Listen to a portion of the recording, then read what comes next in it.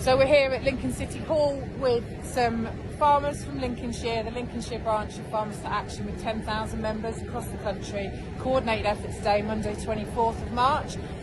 City Hall, a number of tractors, just raising awareness. This is not about creating chaos, this is about raising awareness amongst the public, and I'm here with Andrew Ward, who's going to tell us a bit more. Yes, hello. Well, I'm part of a small group of farmers that's organising protests around the country. This is Farmers to Action in Lincolnshire, but it's time now that we all need to unite and join together, because at the moment the Labour government are not listening. We've got massive problems that, if they don't listen, food security is at stake. We currently produce 62% of the food we consume and import the rest. If we're not careful, it's soon going to be swapped round, and that is a dangerous place to be. It's not very many years ago, after the Second World War, when we had food rationing. We don't want to see that again. We have to get the government to understand what they're doing is actually decimating food production, but it's also decimating small businesses, it's decimating the hospitality trade, haulage trade. Every single business in the country is affected, and productivity around the country is massively affected, so we have to get the government to listen, and we'll keep upping the ante until they do.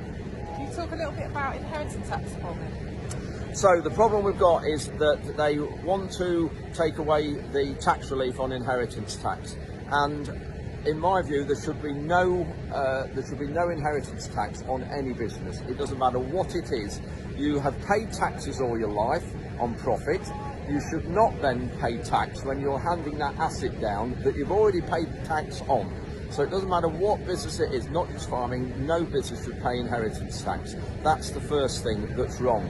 But when you start to look at farming and people say pay your taxes like the rest of us, farming is in a very, very delicate and a different situation to most other businesses, in the fact that we have to have a huge amount of capital invested to put food on the plates.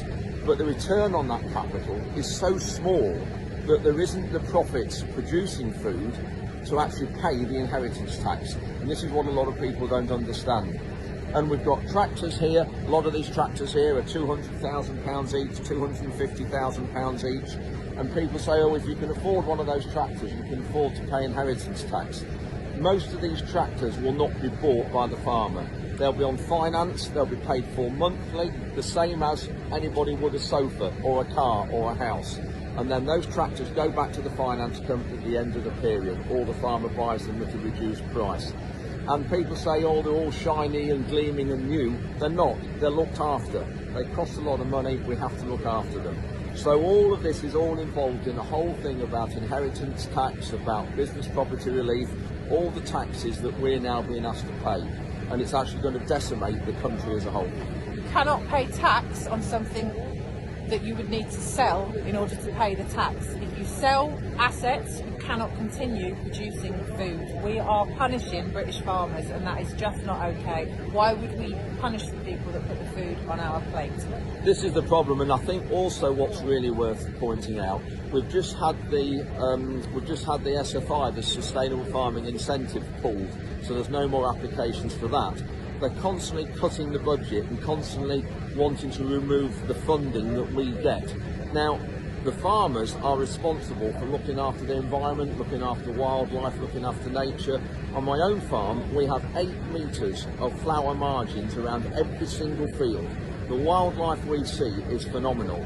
Now, the minute we start to have funding pulled, the first thing that we will do is take those fields, those areas out of production, out of wildlife, and put them back into growing food and into growing wheat, because that is what makes the money.